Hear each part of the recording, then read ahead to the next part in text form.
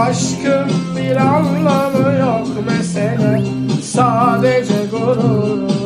Ayrılık bizi vursa da kek çıkar yoldu.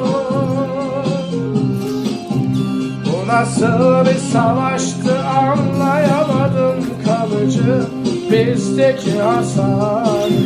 İstesem de kapanmıyor açılan